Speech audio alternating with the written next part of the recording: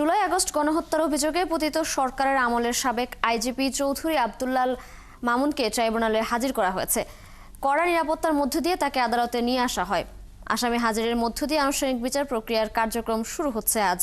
এর আগে 1 জুন 5টি সুনির্দিষ্ট মামলায় আনুষ্ঠানিক অভিযোগ দাখিলের পর সাবেক প্রধানমন্ত্রী শেখ হাসিনা, সাবেক স্বরাষ্ট্রমন্ত্রী আসাদুজ্জামান খান কামাল, সাবেক আইজিপি চৌধুরী আব্দুল্লাল মামুনকে আজ আদালতে হাজিরের নির্দেশ দেয় ট্রাইব্যুনাল। আসামিরা কেউ অনুপস্থিত থাকলে অনুপস্থিত হিসেবে ঘোষণা করে গ্রেপ্তারি পরোয়ানা জারির বিষয়টি আদালতকে জানাবে প্রসিকিউশন। আনুষ্ঠানিক অভিযোগ গঠন হলে শুনানির পরবর্তী তারিখে শুরু হতে পারে সাক্ষ্য গ্রহণ। মামলায় 81 জনকে সাক্ষী করেছে প্রসিকিউশন।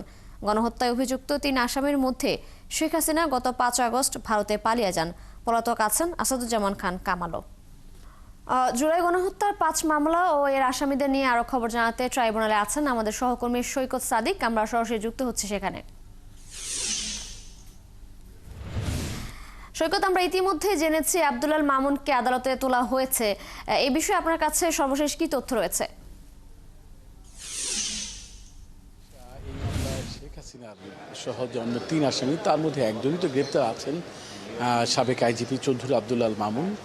তাকে কিছুক্ষণ আগে কাশিমপুর কেন্দ্রীয় কারাগার থেকে একটি প্রিজন ভ্যানে করে ট্রাইব্যুনালে নিয়ে আসা হয়েছে এবং যেহেতু এখনও আদালত বসেনি, ট্রাইব্যুনালের যে হাজতখানা রয়েছে সেখানেই তাকে রাখা হয়েছে।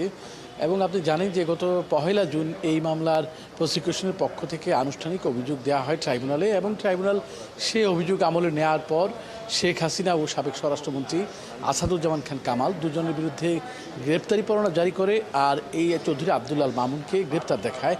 যেহেতু 2 জন আসামি, পলাতক আসামি, তারা ভারতে অবস্থান করছেন।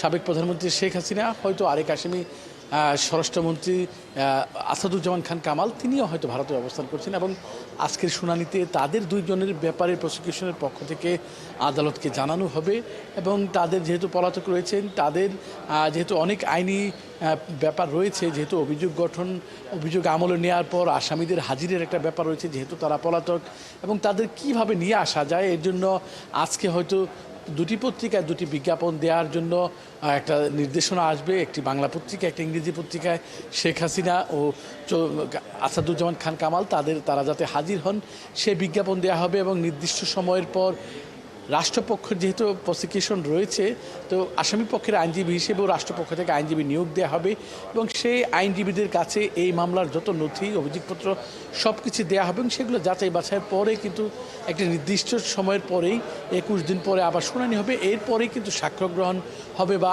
বিচার কাজের শুরু হবে। তো যেহেতু আজকে যখন শুনানি শুরু হয়, হয়তো 11টার পর 11:30, 12টার দিকে শুরু হবে। অন্যান্য দিন এই দিনে ট্রাইব্যুনালের মামলার কার্যক্রম শুরু হয়। বিচারপতি গোলাম মুর্তজা মজুমদার নেতৃত্বাধীন 3 সদস্যের বেঞ্চে শুনানি হবে। আপনি জানেন যে 1 জুন যেদিন এই 3 জনের বিরুদ্ধে মামলার আনুষ্ঠানিক অভিযোগপত্র দেওয়া হয়, সেখানে কিন্তু শেখ হাসিনা সহ অন্য 3 আসামির যে 5টি সুনির্দিষ্ট অভিযোগ দেওয়া হয়।